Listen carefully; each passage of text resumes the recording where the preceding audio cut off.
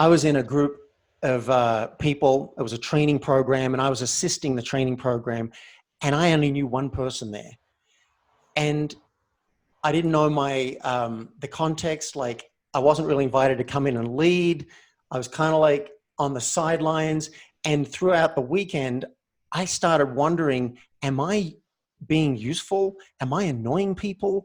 I just didn't know where I stood. So there's a clue, tough conversation waiting to happen between me and all the staff to find out, how am I occurring for you?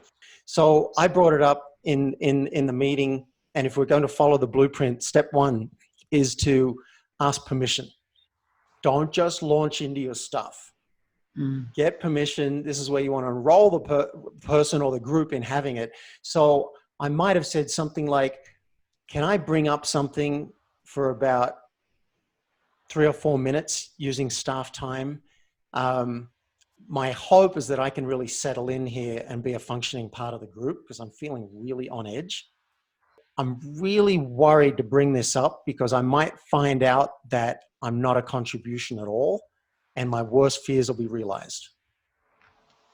And in doing that, I'm making myself vulnerable. I'm letting them know this is edgy for me. See, too many people go into a tough conversation and they're not vulnerable. They're trying to wrap it all up in a bow. So the other person may not even know how hard this is for them. So this step lets them know I'm on my edge here. Step 3, share the issue. And if you have a request, this would be the place to bring it in. So my issue was, I've been brought in here by someone else. The person leading this didn't even get to say yes to me being here. I've been diving in all over the place, but I can't tell if I'm going over the top. So I'd like to have some feedback and find out, do you want me here? Should I come back the next weekend? Should I not? And my request is for feedback. I tell you what, I was terrified. Yeah. And what's the request underneath it? And so often we don't take ownership and personal responsibility for letting other people know what it is we want or we don't want. And so you've articulated that so well. This is leadership training, really. I don't say it a lot, but instead of just complaint, which is fine, complaint is fine. I don't like how this is going. I'm freaking out. But how do you want it to go? This is where you have agency. You step up and your voice matters. So initially, when you're thinking about the tough conversation, you may not be clear on all this. And that's why the worksheet is so helpful, because you'd be like, well, what would I ask for? That's a leadership move. Now, step 4, so you've already asked permission. You've shared your fear or concern. You've shared the issue, made a request. This is where you listen. So step 4, you get curious and you listen. And you might even negotiate here.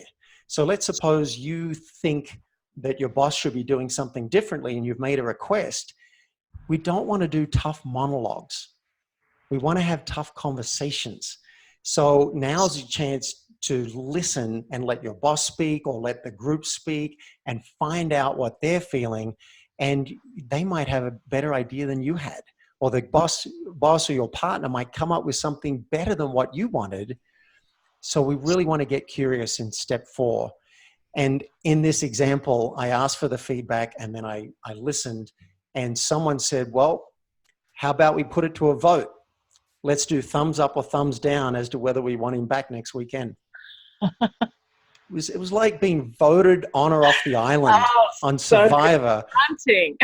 They went around, there must have been about 12 people, and I happened to get 12 thumbs up, which felt good, but it was one of the edgiest moves that I can remember making. Yeah, and I think just to kind of stop at that, just in that moment there, you know, sometimes we don't have those conversations. We don't ask for what we want, or we don't extend an invitation to someone, you know, would you do this for me?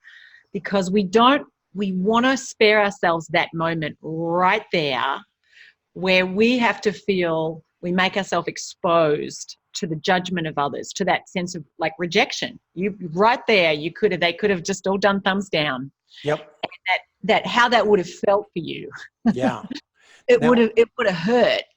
Yes. Now, the reason I tend to lean into these things is because I'd rather know now versus find out over the next few weeks or months or years. Yeah. I'd rather take the pain up front. This is one of the reasons to have a tough conversation. If you don't have it, you will pay. You'll pay slowly over time. Mm-hmm. If you have the tough conversation, it doesn't go well, you'll also pay, but you'll pay quickly. Yeah. And it's usually done pretty fast.